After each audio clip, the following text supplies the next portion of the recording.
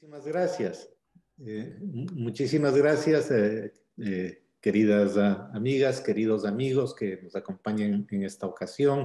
Quisiera saludar en primer lugar a las autoridades del gobierno de Panamá, con quienes estamos muy complacidos de habernos unido para celebrar este evento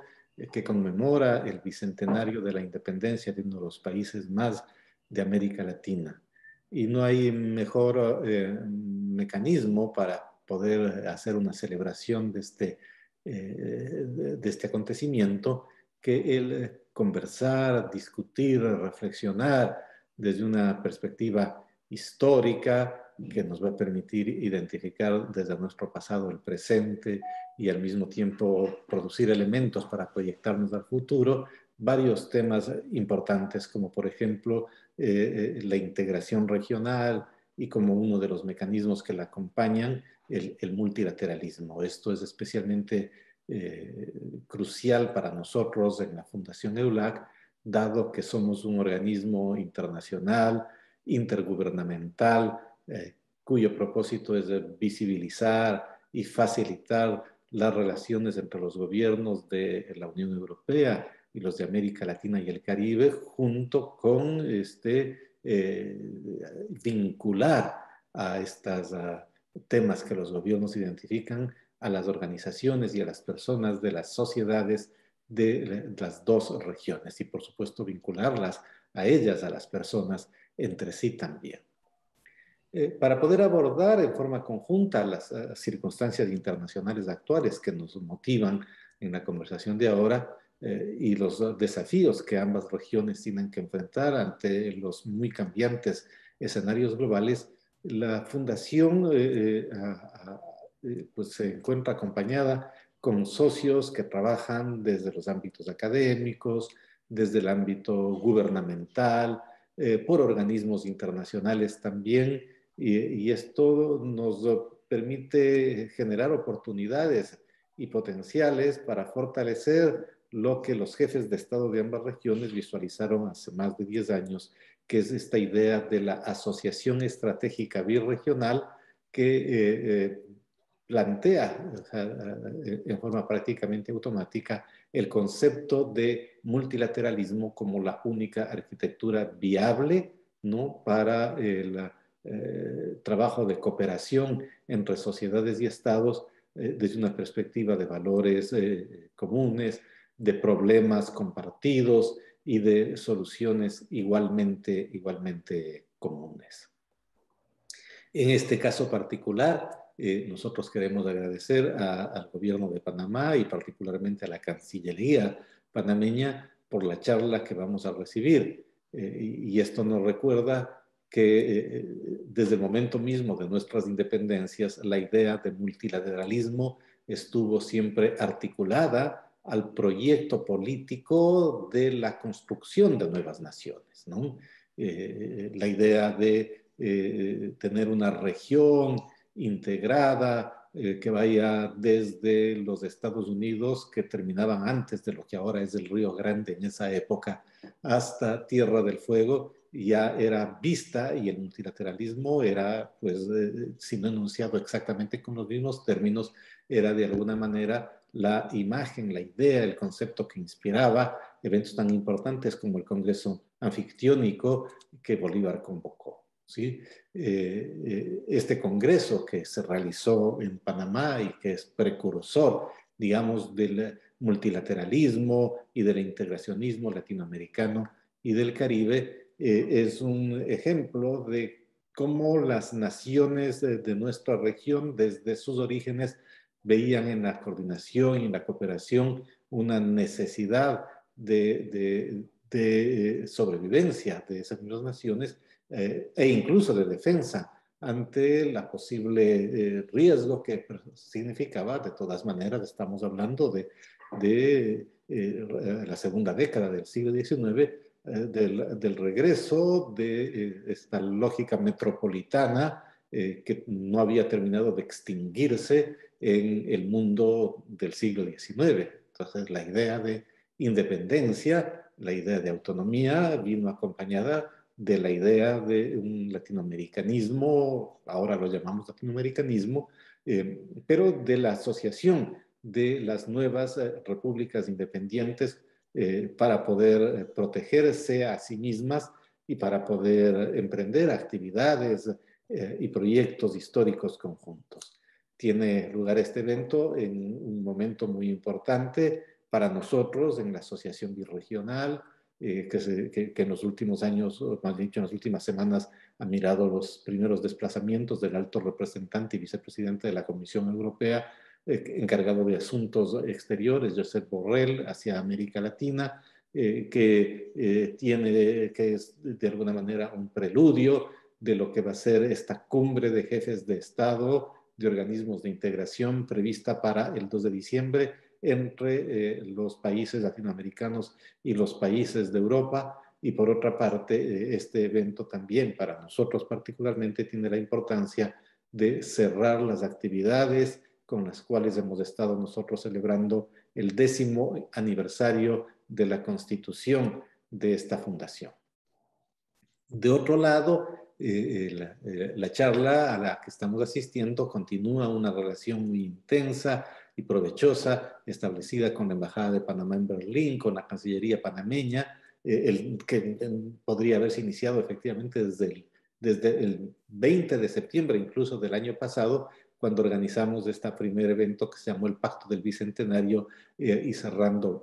brechas. En esta ocasión, acordémonos, la doctora Paulina Franceschi con su equipo de trabajo explicaron el proceso de largo aliento iniciado por el gobierno panameño para obtener de manera participativa consensos nacionales y reformas sobre los principales problemas que se enfrentan en Centroamérica y particularmente en ese país. Esta sesión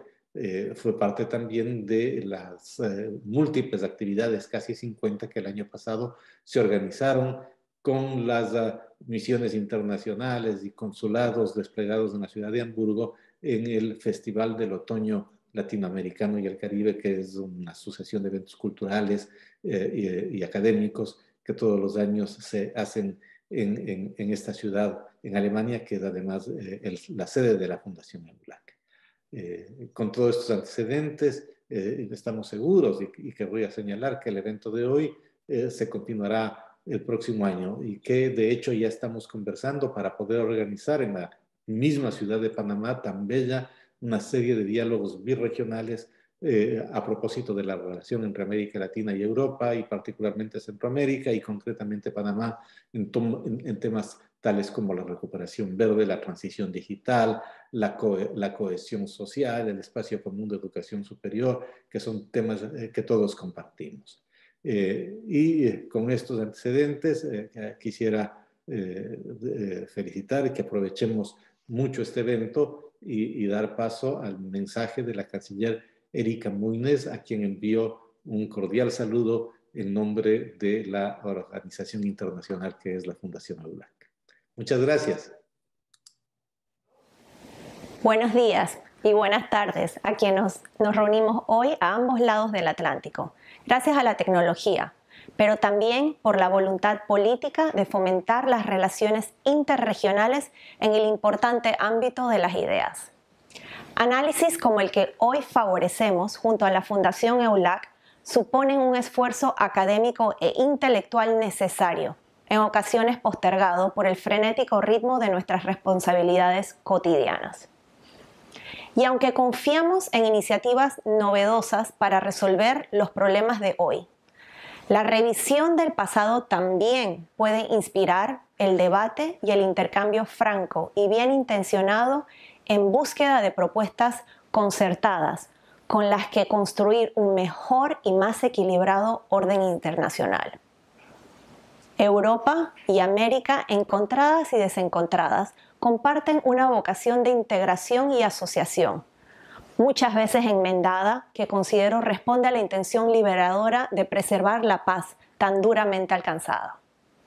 A 200 años de nuestra independencia, Panamá aboga una vez más por la consolidación de alianzas y lugares de encuentro,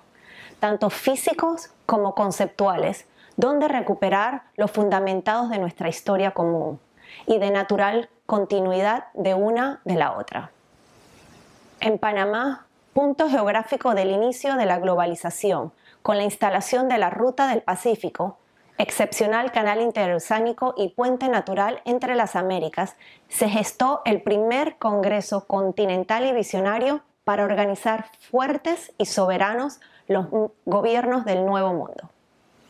El Congreso Anfictiónico de 1826, convocado por el libertador Simón Bolívar, de quien toma su nombre nuestra sede del ministerio, reconoció el valor estratégico, político y geográfico de nuestro istmo, desde donde se impulsó su Liga Americana, cuyo espíritu nosotros rescatamos. Que sea Bolívar y su revolución ilustrada y americanista punto de partida para este foro, junto con las referencias de las Cortes de Cádiz como una primera fórmula de gobierno autónomo panamericano y transcolonial. Sienta las bases para una profunda conversación sobre la integración y desarrollo, democracia e institucionalidad, republicanismo e igualdad social, preparándonos para las transformaciones por las que ya se claman en nuestras dos orillas. Gracias a todos por asistir y a los amigos de ULAC por escucharnos. Muchas gracias. Ahora tengo el honor de pasar la palabra a la doctora Ana Cerruda Alonso, que nos va a introducir el contexto del debate que vamos a asistir en esta próxima hora. Por favor, tienes la palabra, doctora Ana. Pues tras los saludos oportunos y agradezco que hayamos escuchado también a la canciller, aunque en remoto, y director Bonilla, gracias por sus palabras. Nos corresponde poner contexto efectivamente a la conferencia que vamos a escuchar. Se celebró dentro de un congreso, el primer congreso de independencias de las Américas Hispanas, que también auspició el Ministerio de Asuntos Exteriores, desde donde yo me encuentro, Palacio Bolívar, y 3 reputados conferencistas fueron los encargados de dar esa referencia histórica al proyecto bolivariano del que hemos hablado ya en el inicio de este encuentro, de este webinario. Ellos son Natalia Sobrevilla, de Perú, Salvador Sánchez, de Panamá, y Joshua Simon, de los Estados Unidos, que suman sus experiencias académicas a un debate largo, ya de un recorrido de 200 años, como no podía ser de otra manera, porque es cuando se inicia con las independencias esta idea de que efectivamente desde la constitución de gobiernos sólidos se iba a poder garantizar esta ganada independencia. Es tal vez una idea que todavía pivota alrededor de la región, con los muchos problemas pendientes o las debilidades y las servidumbres que han tenido nuestras repúblicas. Pero se justifica efectivamente en sus discursos esta voluntad democrática y de libertad, que se a la larga la inspiración de origen incluso del descubrimiento o el reencuentro del nuevo continente, ¿no? La conferencia virtual, como decía, se presentó en este congreso y lo que señala, sin querer adelantar los resultados de lo que ustedes van a escuchar ahora, cómo estas experiencias republicanas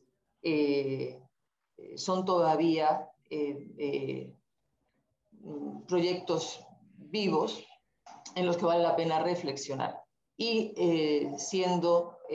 los espacios multilaterales donde todavía nuestras repúblicas, nuestras naciones coinciden, auspician ese tipo de modelos de reflexión o de conversación, y es donde enlaza directamente esta asociación que hacemos con la Fundación EULAC, porque desde experiencias regionales parecidas en diferentes tiempos se pueden alcanzar acuerdos consolidados que conduzcan a metas similares de desarrollo sostenible en torno a temas que son de hoy, pero que se nutren y se favorecen de estas herramientas de diálogo de las que, repito, ya se está dando cuenta a lo largo de la historia. El Congreso de Panamá, que hemos mencionado ya, el Congreso Anfictiónico, se celebró en 1826 por mandato de Simón Bolívar, el libertador de las Américas, y aunque él no llegó a venir a Panamá, sí eligió el Istmo por muchos paralelismos históricos para que fuera la sede de este encuentro. De hecho, como lo ha mencionado la canciller también, el Palacio Bolívar es la sede del Ministerio de Asuntos Exteriores y es una manera de tributo que lleva el nombre a ese ideario bolivariano que Panamá todavía insufla o todavía alimenta. Y ha inspirado a lo largo del tiempo la política exterior del país. Por poner algún ejemplo, todos recordaremos la iniciativa del Grupo Contadora, que estaba encaminada a la paz en Centroamérica. Un poco después, casi de manera paralela, también Panamá consigue internacionalizar el conflicto colonialista que tenía en el país, alcanzando desde el convencimiento, el respaldo, no solamente de la región, sino de amplios países con ideologías dispares que reconocieron una lucha veraz y honesta en el país, ¿no? Los expertos que escuchamos en unos minutos, como decía, ponen entonces en referencia histórica el papel de Panamá en la construcción de nuestras naciones, tras las gestas de emancipación y en los primeros proyectos democráticos y de constitución republicana. Panamá presente, incluso antes de la época de la colonia, también como un elemento coligante. Y sus planteamientos, que ya verán ustedes que son interesantes y bien documentados, empiezan con una referencia de la Cortes de Cádiz como una iniciativa todavía durante la época del Imperio para conceder cierto autogobierno a las colonias, que era lo que ya se estaba exigiendo, hasta las aspiraciones bolivarianas de construir una sola nación de naciones en la América liberada. Lo que hemos dicho también, creo que hemos coincidido de alguna manera, muchos políticos señalan como el inicio del multilateralismo en el continente. Sea por determinismo geográfico o por voluntad política, lo que desde aquí pensamos es que Panamá se presenta ante esta audiencia como el modelo de sede casi mística, mágica, idearia, de capital del universo que Bolívar imaginó. Lo que sí decimos es que esta administración, esta Cancillería, está disponible y dispuesta para dialogar sobre estos temas y otros de más calado que el futuro nos depare. Gracias entonces por su atención y dejo entonces a los técnicos para que hagan su magia y podamos escuchar a nuestros panelistas.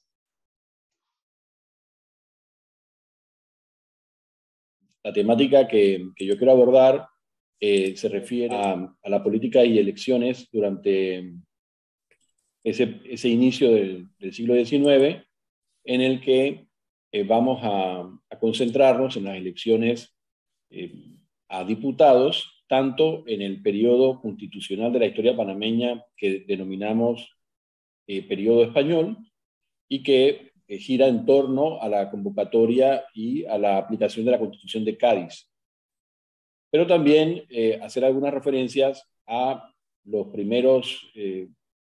procesos electorales y la regulación constitucional y legal de esos procesos electorales durante la primera época del periodo que nosotros denominamos periodo colombiano del constitucionalismo panameño.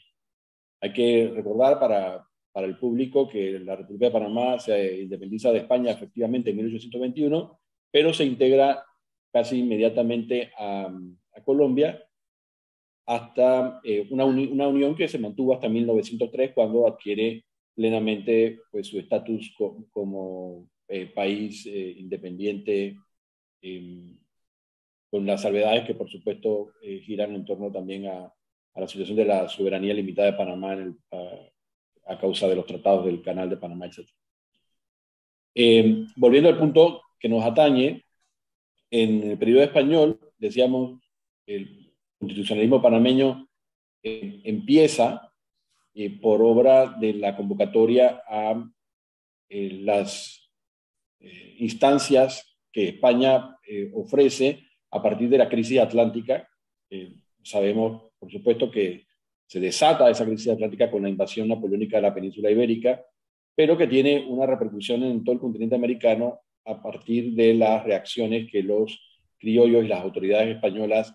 se ven obligados a generar para atender las necesidades que esas comunidades políticas ahora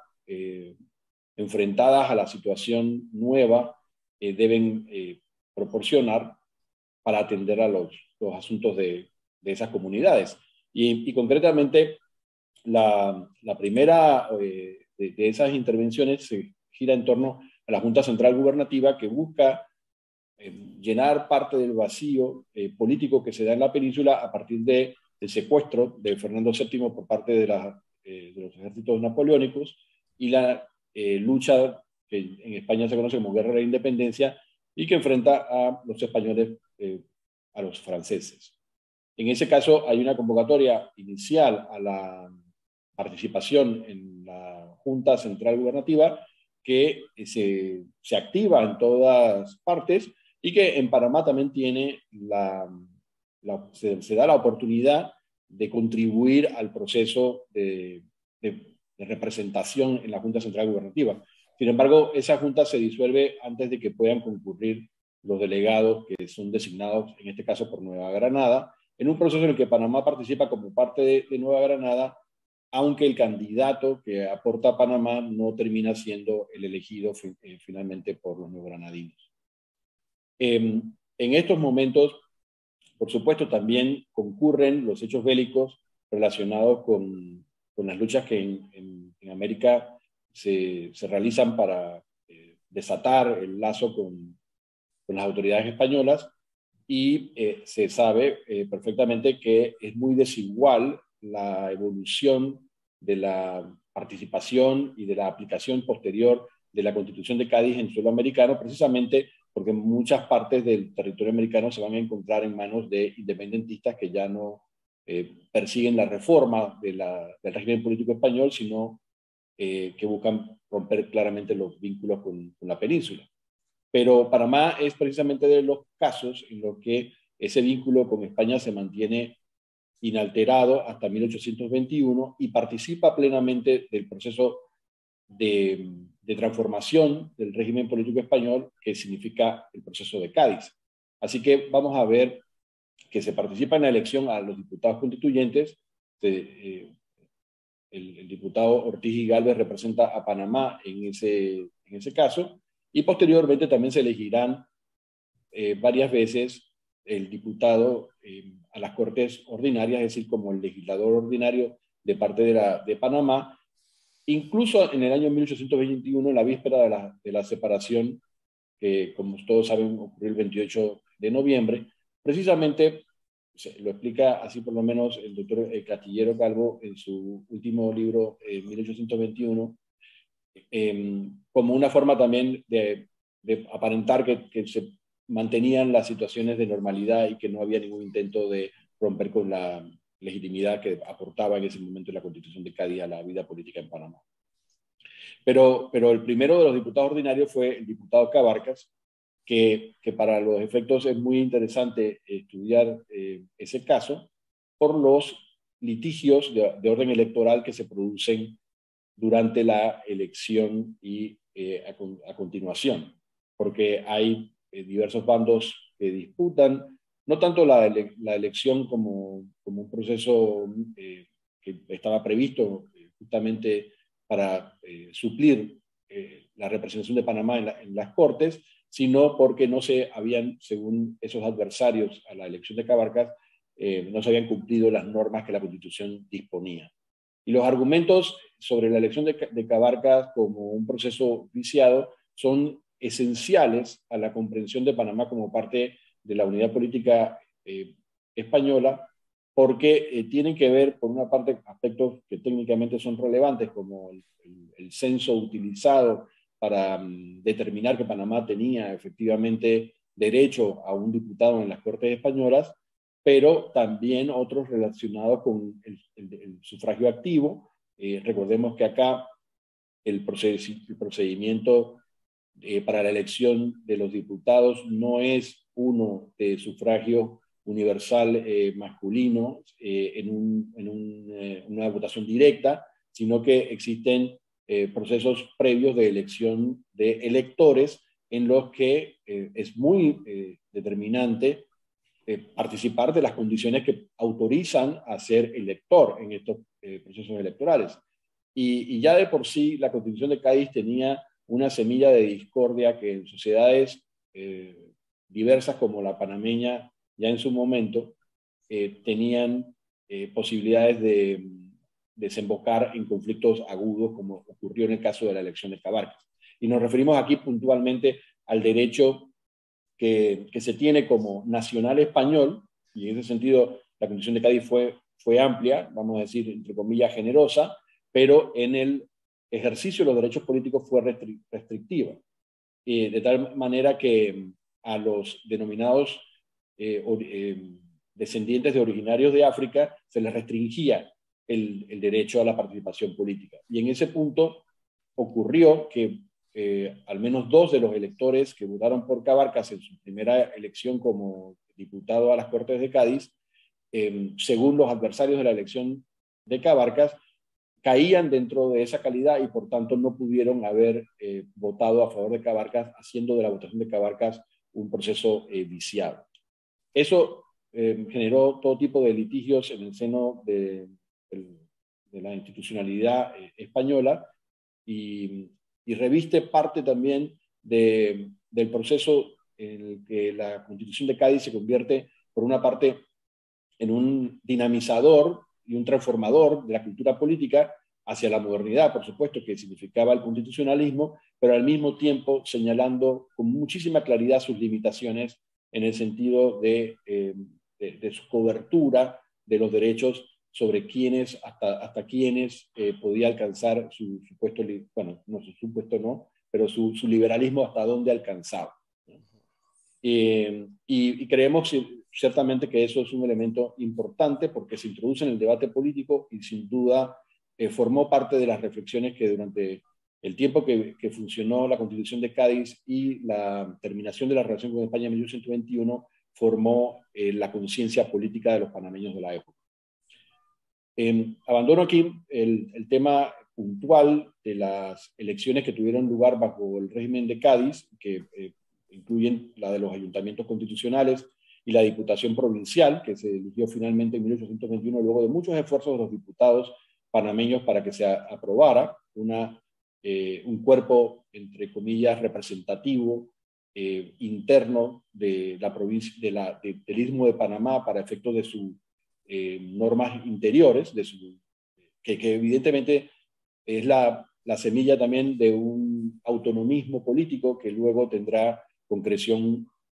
exitosa muchas veces dentro del escenario político colombiano durante el siglo XIX. Es decir, la posibilidad de elegir algunas autoridades que no solo nos representan ante las Cortes españolas, sino que realizan tareas representativas de la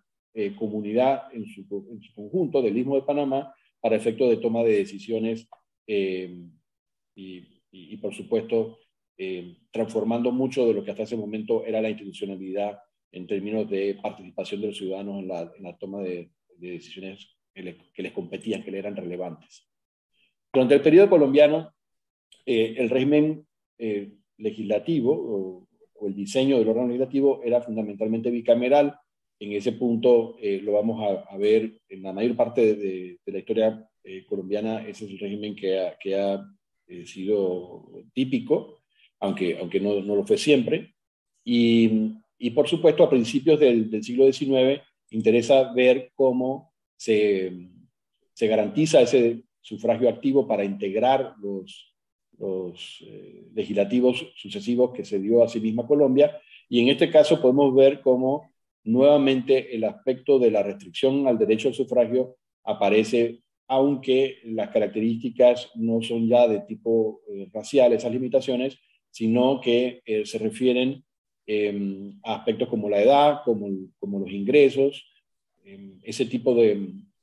delimitaciones se conocen como sufragios censitario, pero vemos también del tipo capacitario, que se refiere a si saben leer y escribir, y por supuesto,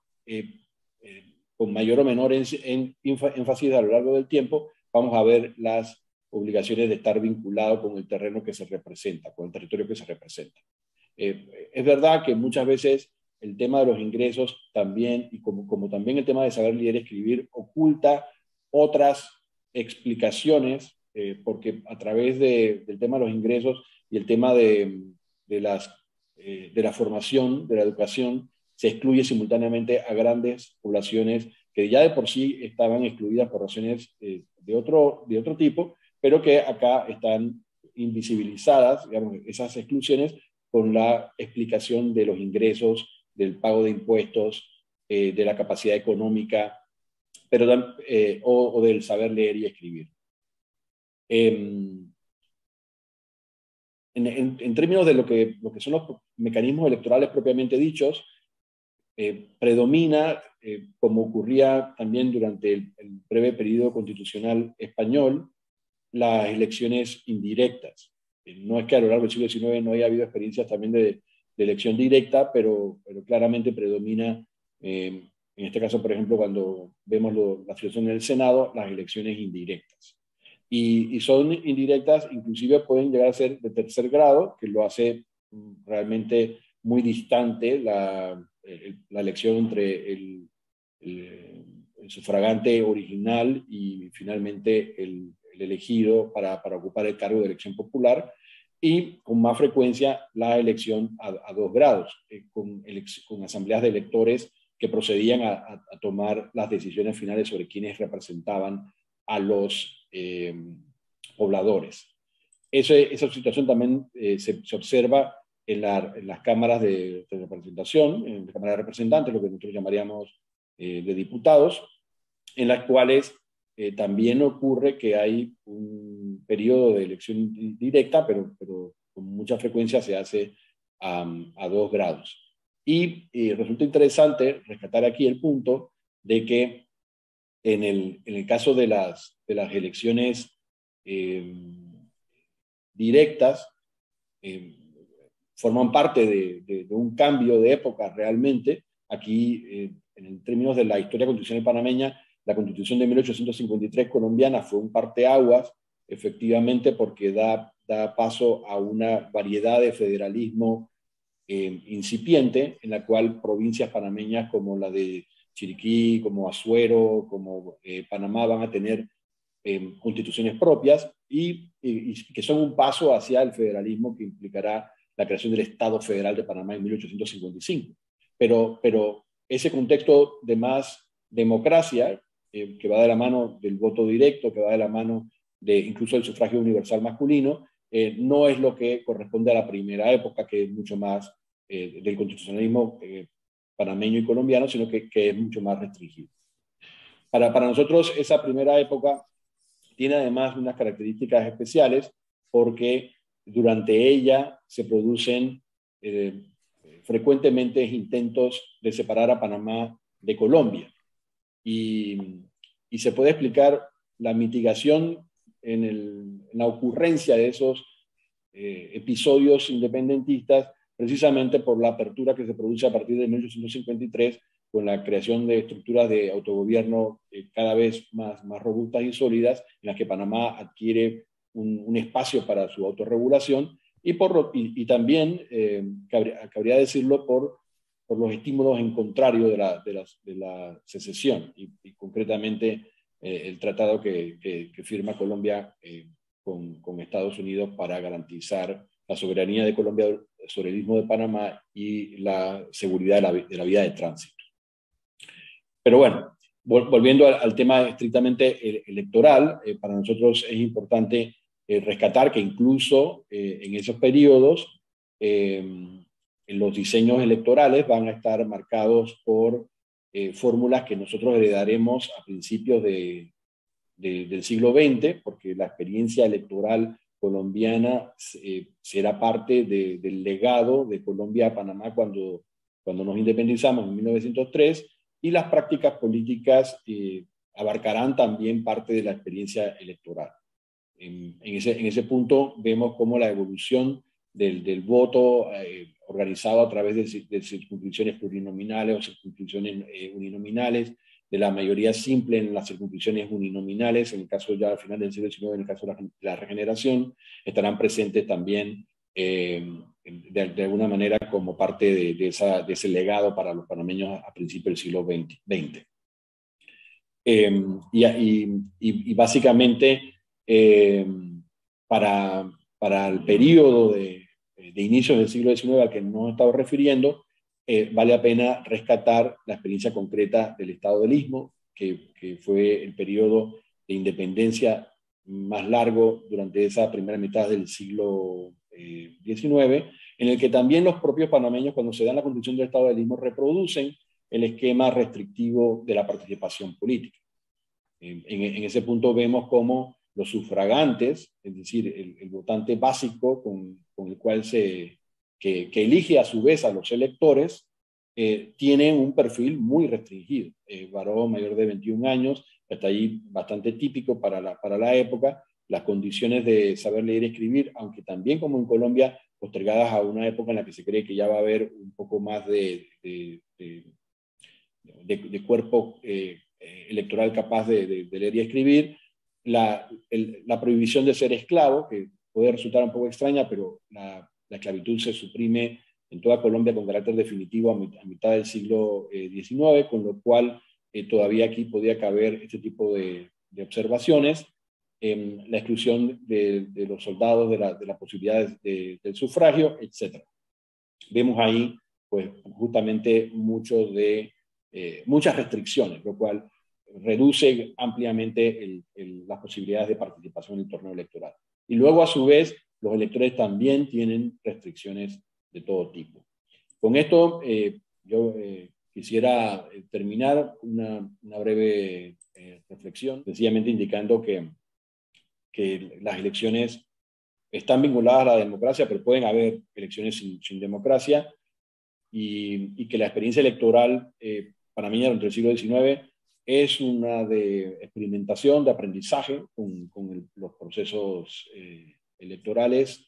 que yo creo que son parte de un legado que hay que conocer en detalle, que hay que seguir estudiando y que nos permite también comprender un poco mejor cuál es la experiencia contemporánea con los procesos electorales. La ponencia que voy a compartir con ustedes es una reflexión sobre la importancia del constitucionalismo en las ideas de la formación de las nuevas naciones, principalmente en América del Sur. No voy a entrar en demasiado detalle en el caso de México, pero sí voy a establecer una serie de comparaciones en el caso sudamericano, partiendo, por supuesto, de la Constitución de Cádiz, que Salvador ya nos ha dado una muy interesante introducción de cómo funciona, de sus sistemas, de cómo se concibe para formar las estructuras del Estado, de la crisis monárquica, ¿no? Entonces, comienzo con unas cuantas reflexiones sobre la Constitución gaditana y la importancia que va a tener en este contexto. Como ya sabemos y hemos escuchado hace unos minutos, se va a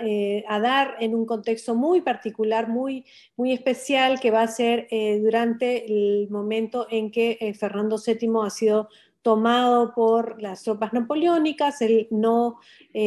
puede ser reemplazado, porque sabemos que en los sistemas monárquicos, una vez que un rey muere, existe un sistema muy sencillo para reemplazar al rey con el siguiente en línea de sucesión. Pero en este caso en particular, el tema va a ser diferente porque el rey va a estar cautivo y Napoleón va a querer instalar a su hermano José como el rey de España, algo que técnicamente, siguiendo estas ideas de soberanía, no se puede dar. Entonces empieza una discusión bastante larga sobre qué debe suceder ante la ausencia del rey, la vacatio regis. Y entonces se van a ensayar una serie de respuestas y entre ellas va a primar la idea de que ante la ausencia del rey la soberanía regresa al pueblo y es en base a eso que se va a llamar a la elección de representantes a lo que van a ser unas cortes que se van a reimaginar inspiradas en unas cortes medievales, pero en el fondo van a ser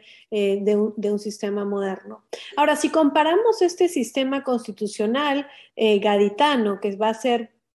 inspirado de cierta manera, pero muy diferente a procesos constitucionales que ya se han visto en Norteamérica, en Haití, en Francia. El proceso de la monarquía hispánica es distinto en gran medida porque se va a hacer en nombre del rey. Va a ser siempre una carta pensada como una carta monárquica y además va a ser pensada como una constitución para todo el espacio de la monarquía. Y va a ser en base a ello que se va a dar representación a también quienes habitan en los espacios transatlánticos, incluso transpacíficos, porque Filipinas también va a enviar representantes. Entonces, aquí hay ya unos elementos que van a ser importantes, es decir, la idea de inclusión de todos los súbditos del soberano ausente en representación. Entonces va a haber como un diálogo entre un sistema antiguo, si se quiere, y un sistema moderno. Roberto Breña ha escrito bastante sobre el liberalismo de este periodo y para aquí lo cito en una frase que considero que es muy, muy interesante, como él propone, que lo revolucionario en la Constitución gaditana es que se hace en nombre del rey. No se hace para sustituir al rey, se hace ante la ausencia del rey. Y entonces esta es una parte que es muy, muy importante tomar en cuenta, y tomar en cuenta que hay ciertas regiones en América Hispana que van a tomar la Constitución de Cádiz como, obviamente como lo es, como propia, en Cuba, en México, incluyendo, por supuesto, ciertas secciones de América Central. Y en el Perú, por ejemplo, en el Alto Perú también. Pero también van a haber regiones, sobre todo en América del Sur, que van a rechazar esa constitución e incluso van a dar sus propias respuestas constitucionales anteriores a la Constitución de Cádiz. Esto se va a dar principalmente en la Nueva Granada, donde van a haber muchas propuestas constitucionales, van a haber diferentes juntas de gobierno, porque una vez más ellos han tomado la posición que ante la ausencia del rey deben gobernarse a sí mismos. Pero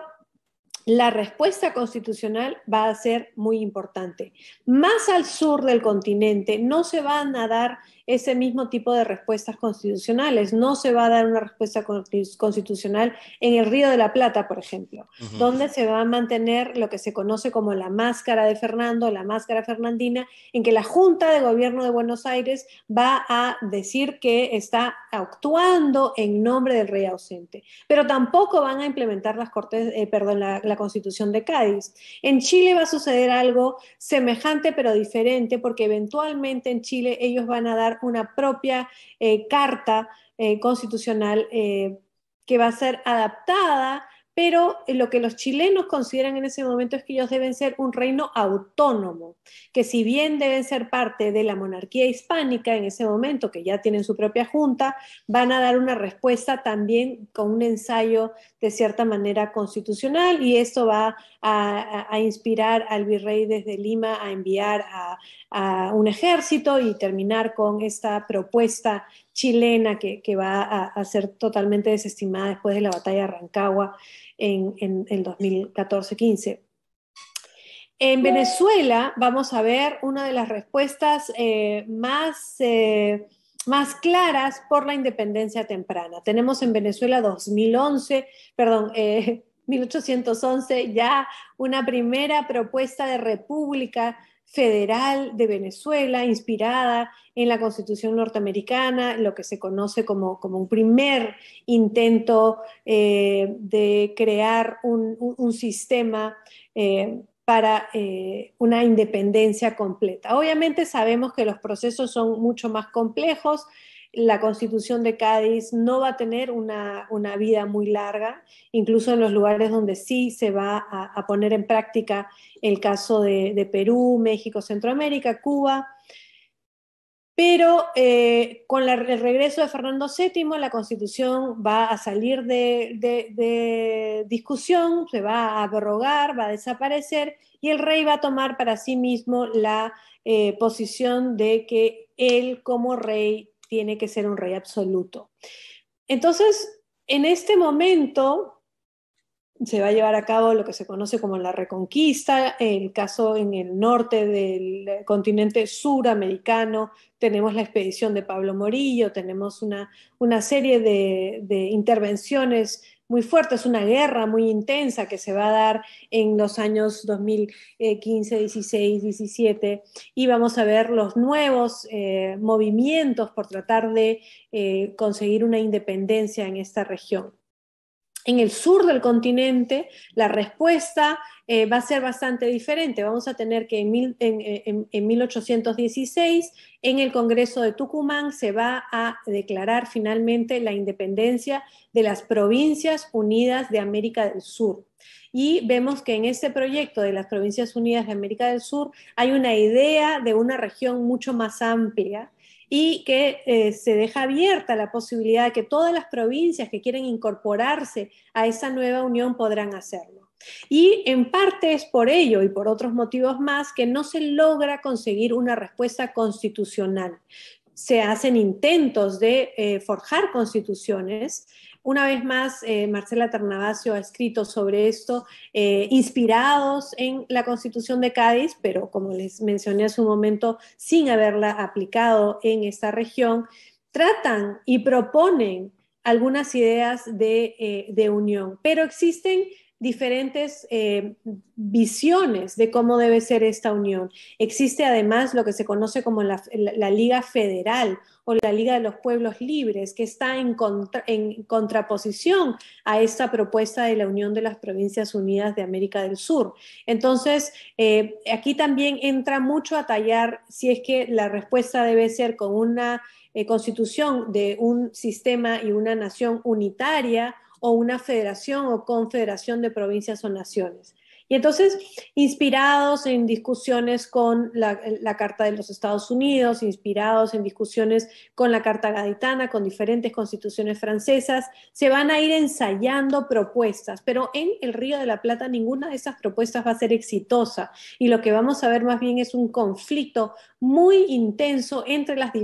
distintas provincias. Si bien aquí no tenemos un proceso de reconquista como se ve en el norte del continente suramericano, lo que sí tenemos es un enfrentamiento en las diferentes provincias. Por un lado, una guerra que está enfrentándose con los espacios alto peruanos que todavía son leales a la corona, y una campaña que se va a preparar desde la provincia de Cuyo, la ciudad de Mendoza, para tratar de intervenir y entrar al territorio de Chile. Entonces, vemos que hay una noción de la importancia y la necesidad de las constituciones desde aún estos mismos iniciales momentos de guerra. Y vamos a ver, por supuesto, que una de las principales respuestas que va a dar Simón Bolívar una vez que empieza a tener éxito, una vez que toma la ciudad de Angostura, una vez que reúne a un congreso en Angostura, es una ambición de crear una respuesta constitucional, de crear una institucionalidad. En el caso de Bolívar vemos muy claramente cómo el afán constitucionalista está presente desde el inicio, en su proyecto de la creación de Colombia como una unión de una serie de regiones que quizás no fueron la misma región en el periodo colonial. Hay una ambición muy grande de que sea esa estructura legal y esta estructura, si quieren, imaginaria, que va a crear una unión. Y entonces esto, por supuesto, lo vemos reflejado con mucha más fuerza en la Constitución de Cúcuta de 1821, pero está presente ya en Angostura en 1819. Pero estamos en un contexto de guerra. No todos los territorios han sido liberados todavía. En el momento de Angostura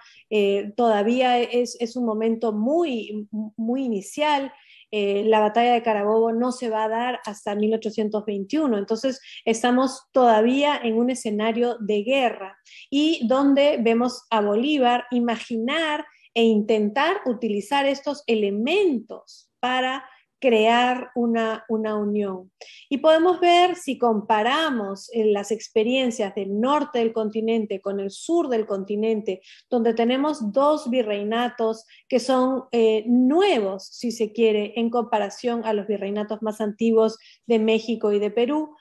donde se dan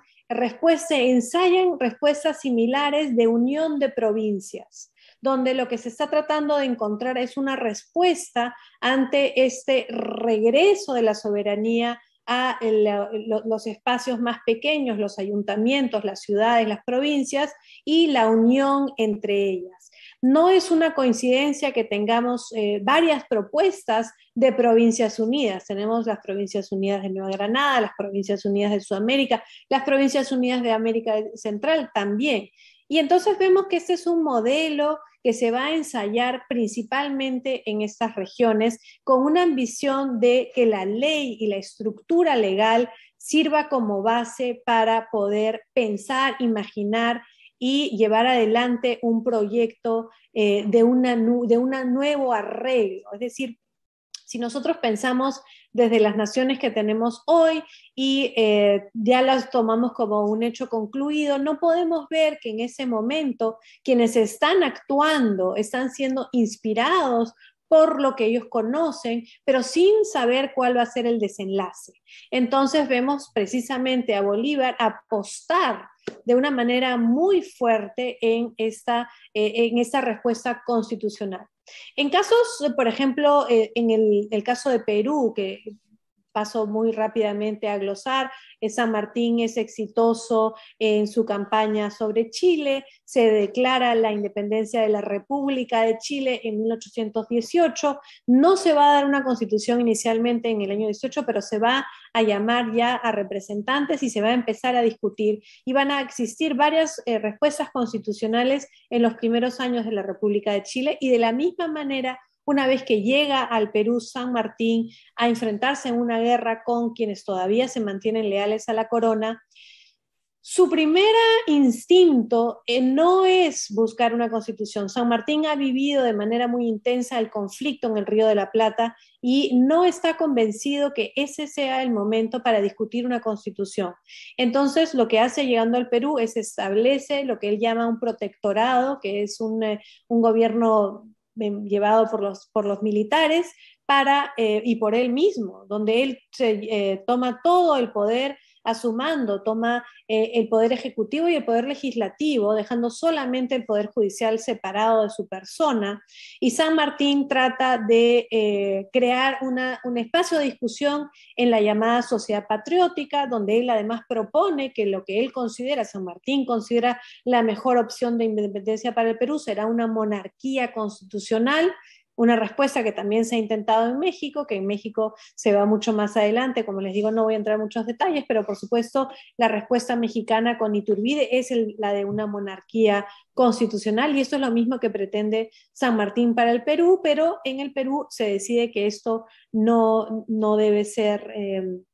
llevado adelante. Bolívar es un gran enemigo de las respuestas monárquicas, a pesar de que él cree en una república centralista, a pesar de que él cree que debe de existir un poder conservador con una Cámara de Representantes de 3 niveles, incluyendo con una que sea una Cámara hereditaria, inspiración británica. A pesar de todo ello, Bolívar no cree en la resolución monárquica, mientras que San Martín sí, y San Martín está encontrándose en el Perú con una gran desazón, una gran imposibilidad de seguir con la guerra sin el apoyo de Bolívar. Por supuesto que San Martín le va a dar apoyo militar a Bolívar para su participación en las campañas sobre Quito, para la batalla de Pichincha, que eventualmente va a liberar la ciudad de Quito en 1822, y va a haber la gran y famosísima reunión entre Bolívar y San Martín en 1822, y vemos entonces cómo hay una diferencia entre estos dos libertadores. Hay por supuesto muchas diferencias, pero una de ellas tiene que ver también con la respuesta constitucional. Mientras que Bolívar cree en las constituciones y cree en que se debe existir un sistema republicano y que la monarquía no funciona, San Martín tiene una visión diferente. San Martín no sabemos exactamente lo que dicen en esa entrevista, pero sí sabemos que después de ella, San Martín regresa al Perú y ya se ha elegido un primer congreso peruano que se va a reunir en septiembre de 1822 y que San Martín va a abandonar el Perú, va a abandonar el continente, va a dejar de estar presente, y en el Perú se va a dar una primera constitución en 1823, que va a coincidir además con la llegada de Bolívar. Bolívar, por supuesto, en todas sus declaraciones, tanto en Colombia como en Perú, se presenta a sí mismo como el ciudadano que quiere ser más ciudadano que soldado, el soldado que tiene que darle todo por la patria, el deseo por las instituciones, y además muestra durante toda su carrera como militar que es efectivamente un gran administrador de sistemas militares que llevan a batallas que terminan siendo exitosas, y lleva esa misma propuesta al Perú, por supuesto, después de años bastante complejos, 1823 hasta que finalmente en 1824 sean 2 batallas importantes, y por supuesto Bolívar se declara a sí mismo respetuoso de la Constitución, pero acepta ser nombrado dictador del Perú. Obviamente que la palabra dictador en ese momento tiene una connotación bastante diferente que la que tiene hoy, porque es un sistema más bien romano de cuidar la patria que está en peligro. Bolívar se declara a sí mismo un gran creyente y protector de la Constitución peruana, a pesar de que acepta ser dictador. Pero él continúa en estas campañas, termina llegando a lo que en ese momento se conocía como la Audiencia de Charcas o el Alto Perú, que es el último espacio en ser liberado, y en la correspondencia entre Sucre, que va de avanzada, y Bolívar, vemos que Bolívar no cree en que esta región debe de independizarse del Río de la Plata. Bolívar cree que si se deben seguir con las mismas estructuras de estos virreinatos borbónicos, y que por tanto esta región no debe tener una independencia. Eso lo dice claramente en su correspondencia, y el motivo por el cual Bolívar cree tan firmemente en ello es porque considera que darse una independencia en esta nueva región, en esta región del Alto Perú, le daría mucha posibilidad a otras regiones en el norte del continente, le hace Panamá, le hace Quito, le hace Guayaquil, a pensar en una independencia también. Entonces él quiere mantener estos grandes espacios, y Sucre le contesta que esto es imposible, que las personas en el Alto Perú se consideran a sí mismas soberanas y que tienen derecho a tener un congreso y decidir sobre su posible incorporación a las Provincias Unidas del Río de la Plata o al Perú, o el ser independientes, que es lo que finalmente deciden, y nombran además su república en honor a Bolívar, la República de Bolívar, la República de Bolivia, y además invitan a Bolívar a escribir su constitución, que es además un momento muy interesante porque la constitución boliviana, la constitución de 1826 que redacta Bolívar en ese contexto, va a llevar muchas de las ideas que él ya había estado pensando por mucho tiempo, y tiene una presidencia vitalicia, inspirada sin duda en la presidencia vitalicia que él vio en Haití de Alexandre Pétion. Estamos viendo una larga línea de ideas que están presentes en este poder conservador, pero lo que importa aquí es cómo la Constitución en sí es imaginada por Bolívar como la carta, como el instrumento, como la posibilidad de crear una federación de los Andes. La Constitución se va a jurar en Bolivia, se va a jurar en el Perú, y él tiene la ambición de llevarla a Colombia. Y es aquí cuando todo empieza un poco a desmoronarse, y se muestra que la Constitución no es suficiente para realmente construir un espacio, de la misma manera que la Constitución gaditana no es suficiente para mantener este espacio de la monarquía hispánica unido. La Constitución vitalicia de Bolívar, la Constitución del 26, tampoco es suficiente para realmente poder crear una federación en los Andes. Me gustaría aprovechar esta oportunidad para considerar un pensador que hace 200 años casi parece haber anticipado que estaríamos aquí.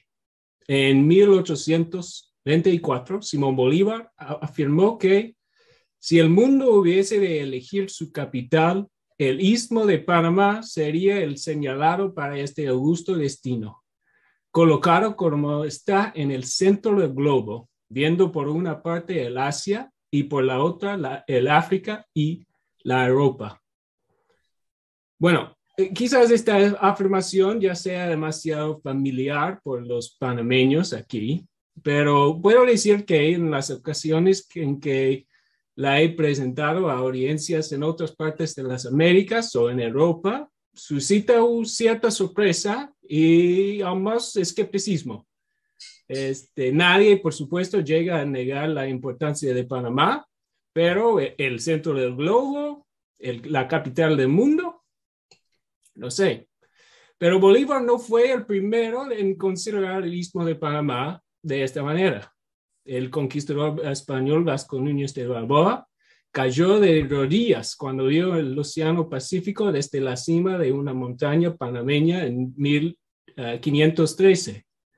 Un siglo después, el aventurero escocés William Patterson argumentó que quien quiera que controlaba el istmo tenía las llaves del universo en mano. Los intelectuales alemanes y norteamericanos Alexander von Humboldt y Benjamin Franklin intercambiaron notas sobre la viabilidad de un canal transísmico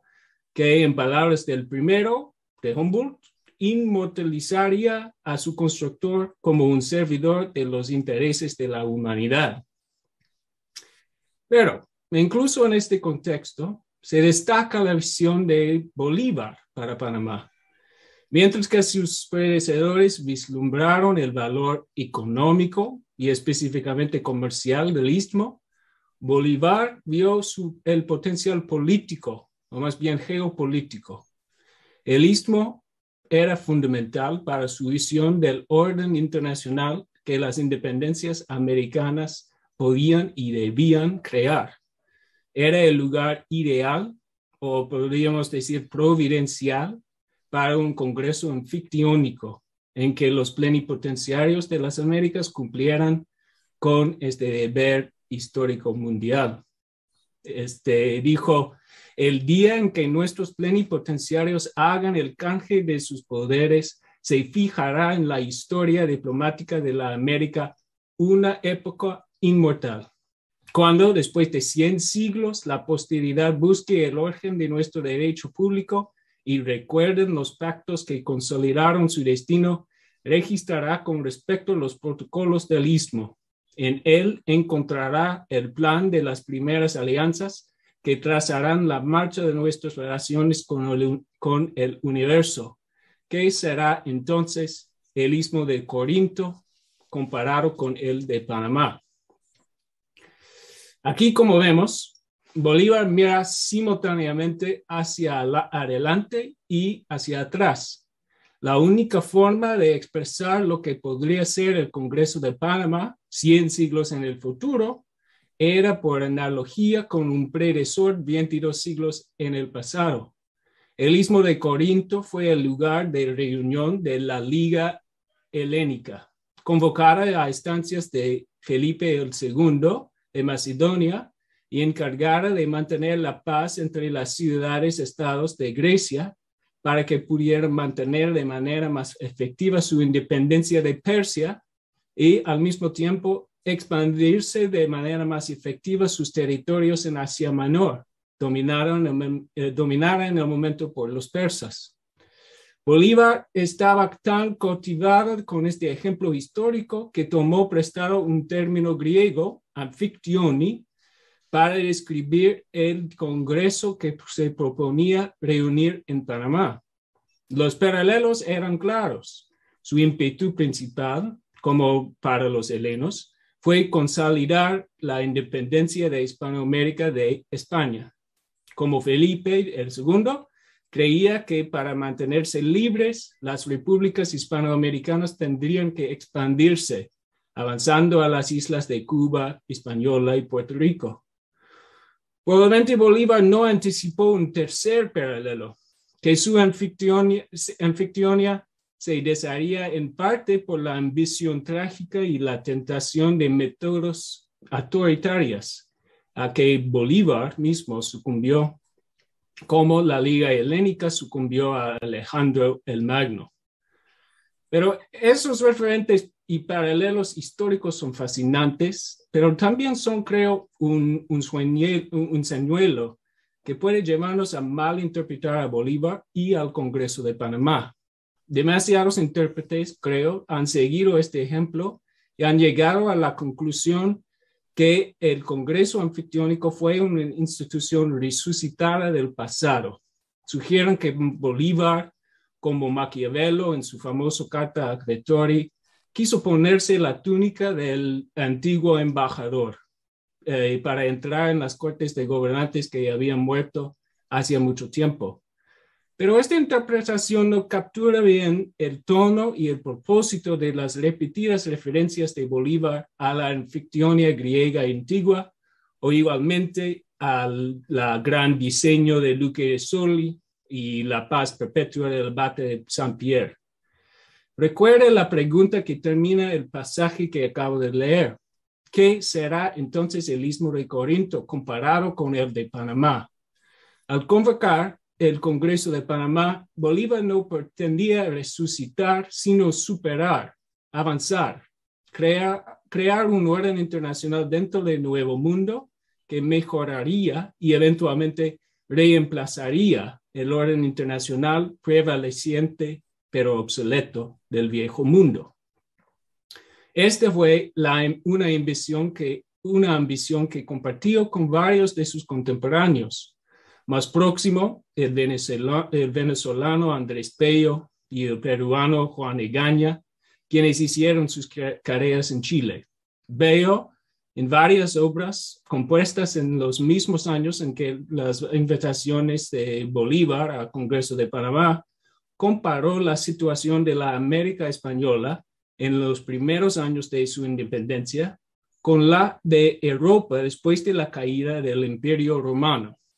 El objetivo de la comparación era evitar que los hispanoamericanos cayeran en una época oscura como la que había vivido Europa,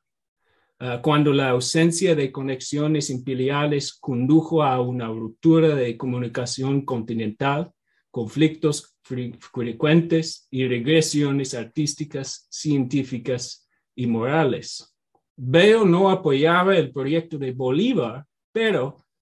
reflexionando sobre la historia más reciente, Juan Egaña instó a sus compatriotas a aprender las lecciones que enseñaba el incesante conflicto interestatal de Europa. 5 años antes de Bolívar, mientras Fernando VII estaba preso, Egaña propuso una reunión general de las colonias españolas para su defensa y seguridad, e incluso propuso Panamá como un sitio. Pero tanto el pensamiento de Bello como el de Egaña sobre este tema diferían fundamentalmente del de Bolívar, porque tanto Bello como Egaña eran, al menos originalmente, monárquicos y, como conversos tardíos al republicanismo, no consideraron de cerca los problemas específicos que el orden internacional europeo creaba para los gobiernos republicanos.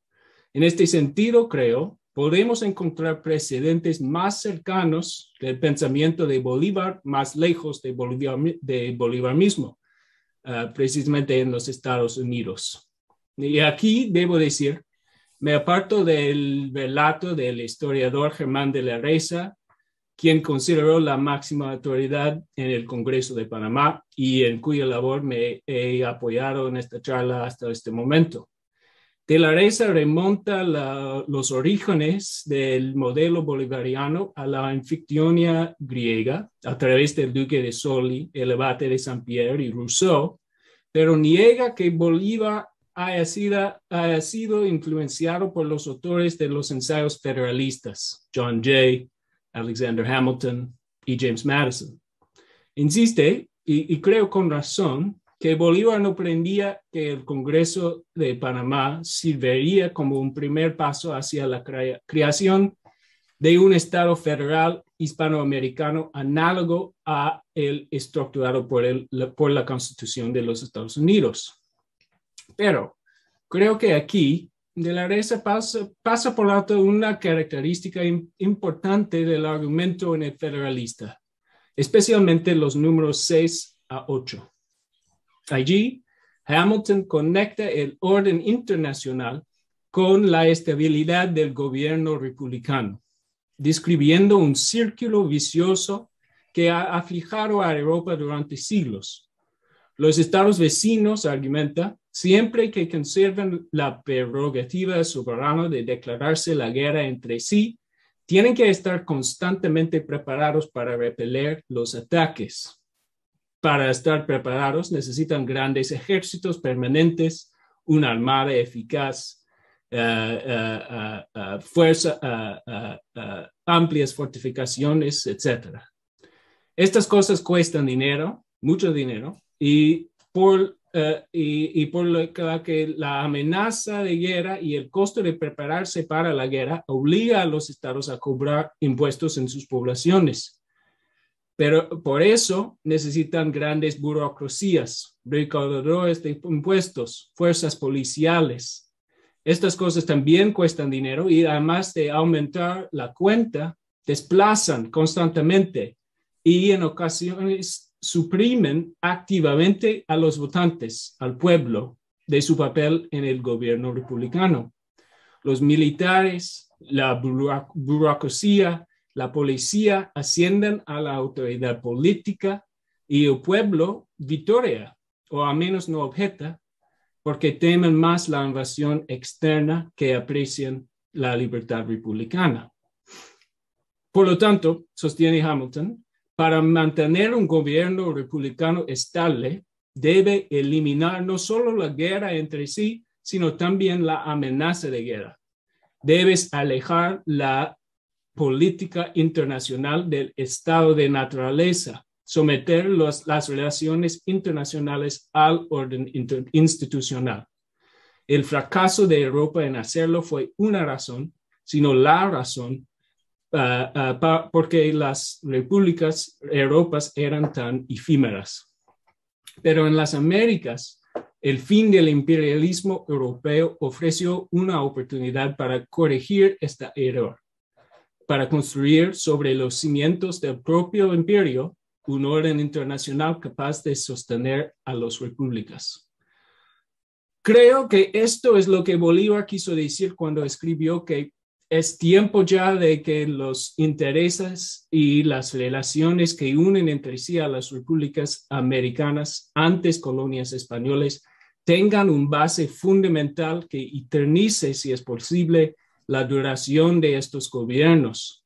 Esto es lo que quiso decir cuando escribió que esperaba que los plenipotenciarios en Panamá formaran una liga verdaderamente americana, mucho más estrecha que una alianza ordinaria para la ofensa y defensa, una sociedad de naciones hermanas que dé impulso a los intereses comunes de los Estados americanos y dirima las discordias que, por falta de una institución tan santa, han desolado otras regiones menos afortunadas. Esta entonces es la visión compartida por líderes prominentes en todo el hemisferio para el orden internacional después de las independencias americanas. Un orden institucionalizado, capaz no solo de rechazar al imperialismo europeo, sino también, y lo que es más importante, de controlar los imperialismos americanos que inevitablemente sugería y que haría imposible el mantenimiento de las instituciones políticas republicanas a largo plazo. Un orden superior en este sentido al orden europeo que suplantaría primero en América y luego, quizás dentro de 100 siglos, en todo el mundo. Y en el centro de este orden, Panamá, el capital del mundo. Ahora, claramente, esta visión está bastante lejos del orden internacional que realmente surgió en las Américas a lo largo del siglo XIX. Los delegados se reunieron en Panamá en 1826, pero llevando instrucciones que reflejaban la insistencia de sus naciones en retener la totalidad de su autoridad soberana. No aceptaron nada más que vagas afirmaciones de principios sin sustancia. Como dijo Bolívar, al fin la anfictionia era como aquel loco griego que pretendía dirigir desde una roca los buques que navegaban al mar Mediterráneo. Su poder será una sombra y sus decretos consejos y nada más. Hay que decir otra vez que el comportamiento del propio Bolívar contribuyó al fracaso del Congreso. Su ocupación militar de Perú y Alto Perú, su asunción de poderes dictatoriales en Perú, dio a otros estados buenas razones para temer que el Congreso sirviera menos como una restricción que como un vehículo para sus ambiciones imperiales. Al mismo tiempo, Bolívar no era el único líder americano que atesoraba tales ambiciones. Las instrucciones oficiales de los delegados mexicanos enfatizaron el tamaño, la riqueza y el poder militar de su estado relativa a las otras repúblicas hispanoamericanas y exigieron sobre esta base que el Congreso fuera trasladado a un sitio en México. Las instrucciones oficiales de los delegados de los Estados Unidos rechazaron cualquier medida que restringiera el derecho de su país a perseguir unilateralmente sus intereses en el hemisferio y a utilizar cualquier medio disponible para evitar que los estados hispanoamericanos formaran una asociación exclusiva de los Estados Unidos.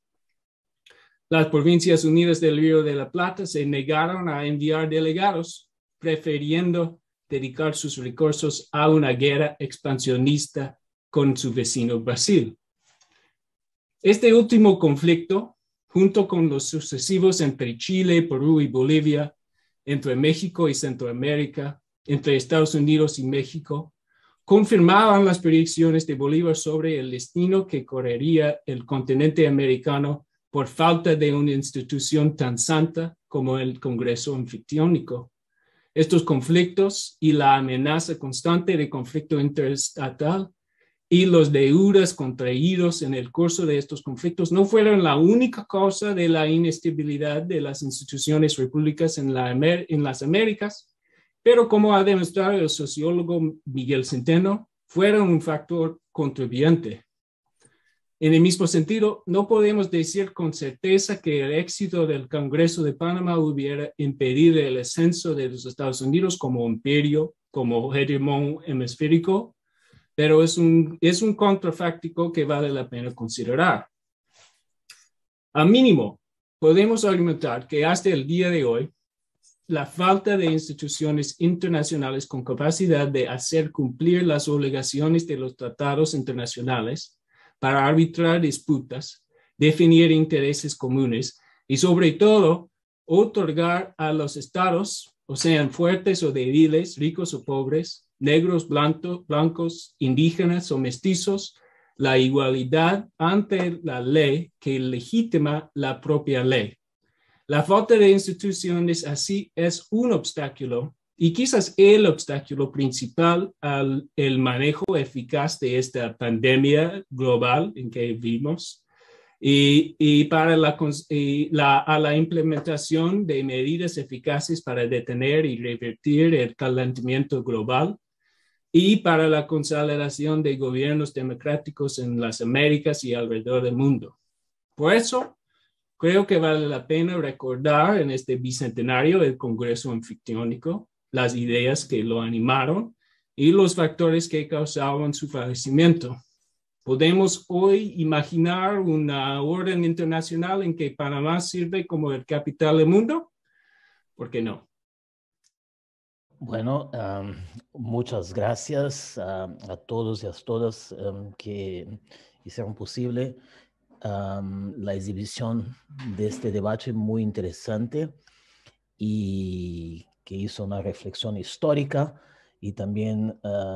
reflexiones sobre el futuro de la integración de nuestras sociedades. Y ahora quería pasarle la posibilidad que los participantes puedan enviarnos algunas preguntas, o si no las veo aquí en el chat, por cuenta del horario, pasaría la palabra para que la colega Ana Cerrud pueda entonces introducir esta última parte y el cierre del evento. O entonces, si quieres, pasaría directamente a la embajadora, o usted la introduce, Ana. Sí, que las dos cosas podemos hacer. Gracias, Ernesto. Gracias, amigos de la Fundación. Habiendo ya escuchado esta referencia histórica, que es un poco el planteamiento que tiene el webinario, nos toca darle la interpretación política también, para lo que tenemos a la embajadora Yabel Francis, es la representante de Panamá ante el Reino ante Bruselas. Y finalmente, también es la que va a cerrar un poco los conceptos que se han manejado durante esta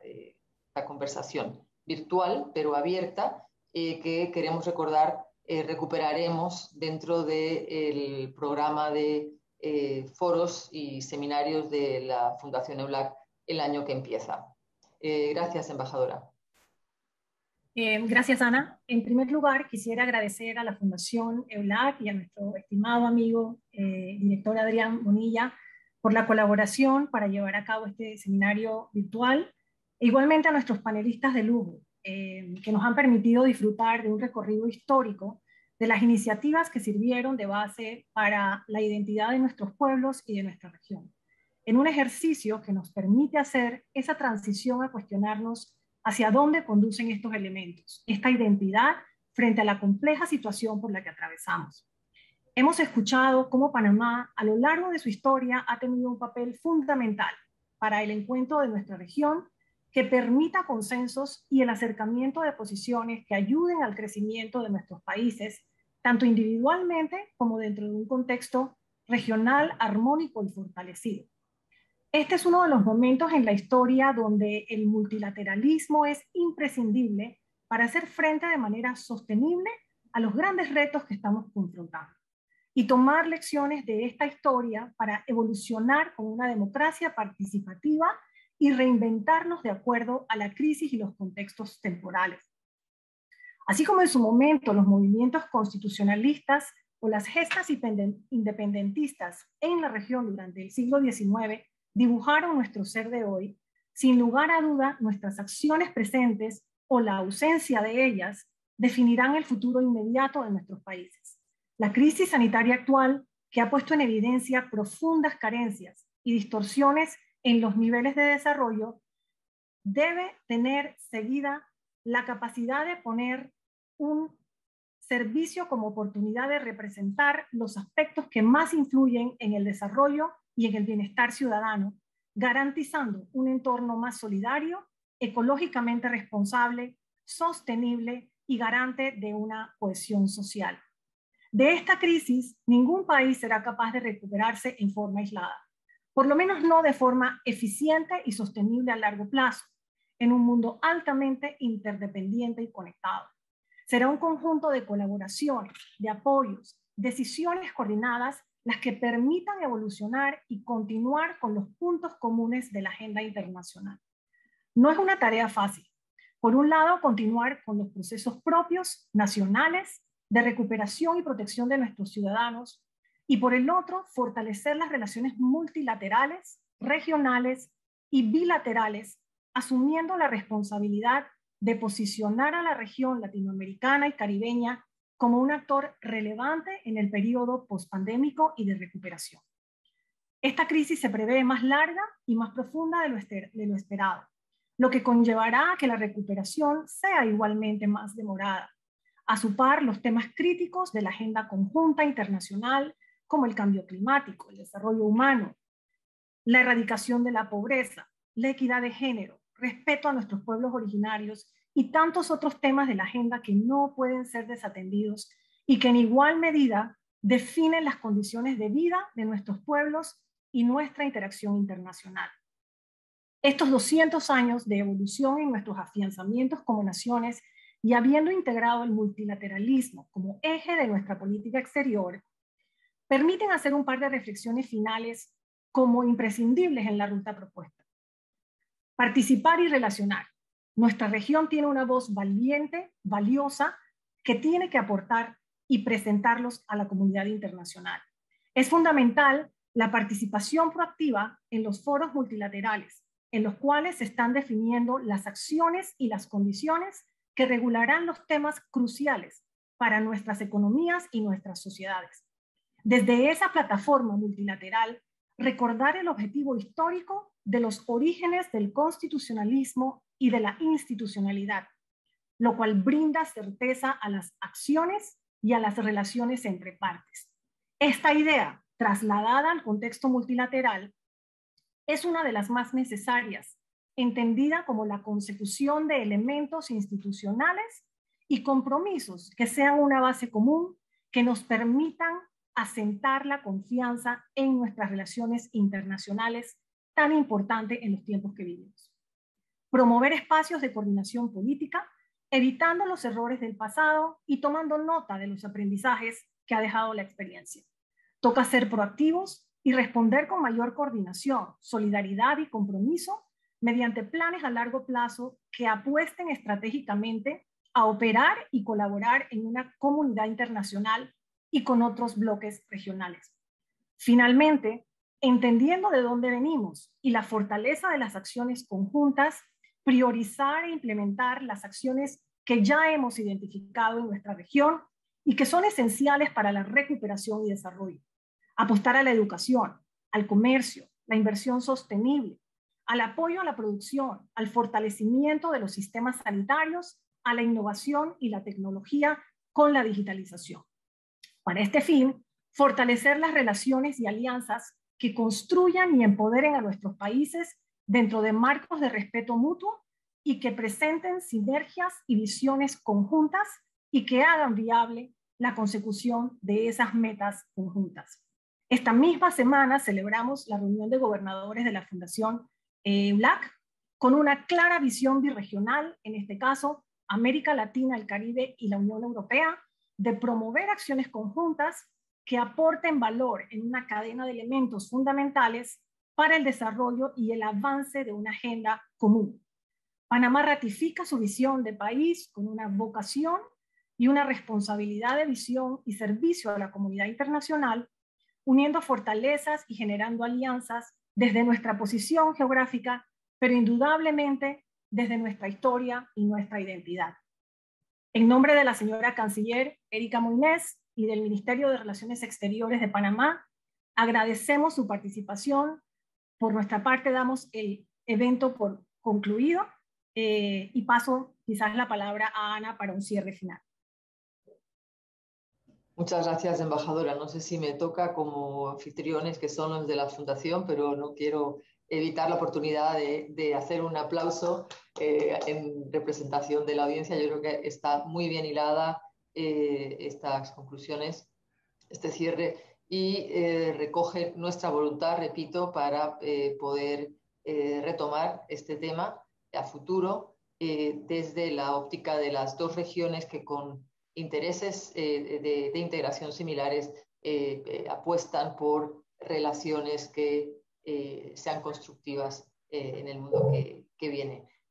Gracias desde aquí, amigos, y hasta que nos volvamos a ver. Muchas gracias, embajadora Yavel. Ha sido un honor para nosotros, no solo sus palabras y reflexiones finales en esta clausura, como también su presencia en la reunión de gobernadores del Consejo Directivo de la Fundación. Y de nuevo me gustaría agradecer la Cancillería de Panamá en nombre de la canciller Erika Moines, y a todos ustedes que hicieron posible este debate, como mencionó la embajadora Yavel, con conferencistas de lujo, y que nos brinda esta oportunidad de reflexión sobre pasado, presente y futuro de nuestras sociedades hacia un multilateralismo renovado, una integración de nuestros países y como todos nosotros ya comentamos, esperamos pronto vernos en Ciudad de Panamá el próximo año a dar continuidad sobre ese debate de los desafíos de nuestras dos regiones y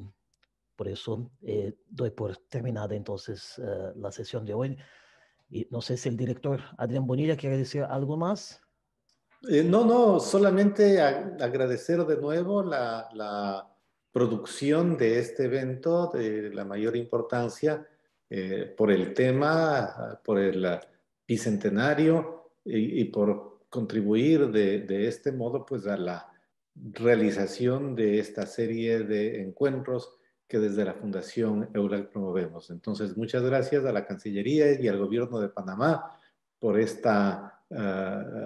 producción y al mismo tiempo quisiera pues, comprometer a la Fundación y comprometerle a la Cancillería de continuar por este mismo camino en el futuro inmediato.